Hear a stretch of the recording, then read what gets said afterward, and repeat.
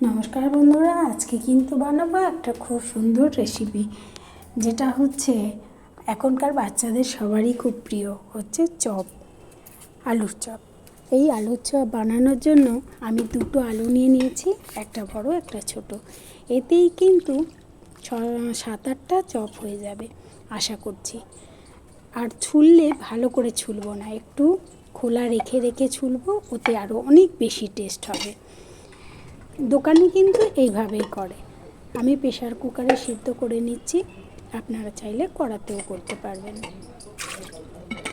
তারপরে আমি একটা শুকনো মশলা করে নেব।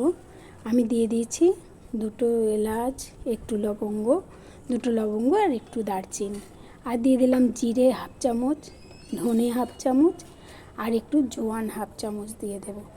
দিয়ে এটাকে একটু খুব লাল করব না, একটু হালকা করে ভেজে নেব। নিয়ে এটাকে কিন্তু মিক্সিতে বা শিলনোড়ায় কিন্তু পেস্ট একদম গুঁড়ো করা যাবে না, এটাকে দানা দানাভাবে গুঁড়ো করতে হবে। তার জন্য আমি এই হামালদিস্তা নিয়ে নিয়েছি, তার মধ্যেই করব, ওতে ভালো সুবিধা হবে। তারপরে এটাকে আমি ওইভাবে দানা দানা মতো, একদম যাতে গুঁড়ো গুঁড়ো না হয়ে যায় সেইভাবে করে গুঁড়ো করে নিলাম।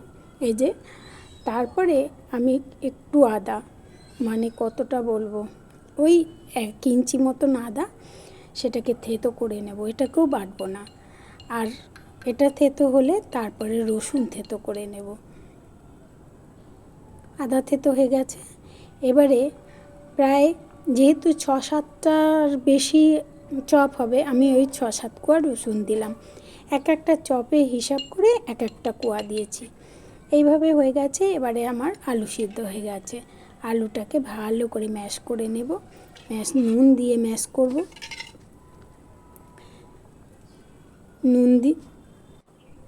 নুন দিয়ে ম্যাশ করে নিয়েছি। এইবারে এইভাবে ম্যাশাতে, তবে খুব ভালো ম্যাশ করার খুব দরকার নেই, একটু দানা দানা থাকলেই ভালো লাগবে। আর মশলাটা দিয়ে দিলাম, দিয়ে আবার একটু চামচ দিয়ে মেখে নিলাম। তারপরে কড়াতে দেব পরে। এইবার আমি বেসনের ব্যাটারটা করে নেব। ওটাকে একটু সময় দিতে হবে, সেই জন্য আগেই বেসনের ব্যাটারটা করে একটু রেস্টে রেখে দেব। আমি এর জন্য প্রায় 2.5 চামচ মতো নিয়েছি বেসন। আর তার মধ্যে দিয়ে দিয়েছি সামান্য একটুখানি হলুদ, সামান্য একটুখানি লঙ্কার গুঁড়ো, আর স্বাদ মতো নুন দিয়ে দেওয়ার পর তারপরে এটাকে শুকনো অবস্থায় ভালো করে নেড়ে চেড়ে, তারপরে আরও একটু দিয়েছিলাম সামান্য খাবার সোডা, ওই 2 চিমটি দিলেই হবে। দিয়ে এবারে প্রথমেই বেশি জল দিয়ে দেব না, অল্প অল্প জল দিয়ে ব্যাটারটাকে মাখবো। যদি তাও আমি 1 কাপ জল নিয়েছিলাম, হাফ কাপের একটু বেশি দিয়েছিলাম। দিয়ে দেখলাম ঠিকই আছে।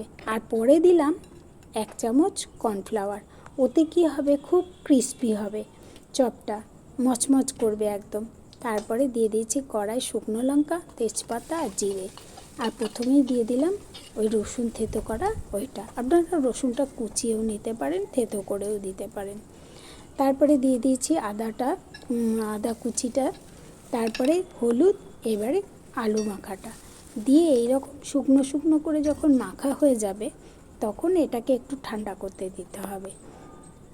ঠান্ডা করার পর এইভাবে গোল গোল করে নিয়ে আলাদা রেখে দিয়ে, তারপরে একটু করে বেসন ওর সঙ্গে ছড়িয়ে ছড়িয়ে নিয়েই ব্যাস, একটু লুচির মতো চ্যাপটা চ্যাপটা করে নিলেই হয়ে যাবে।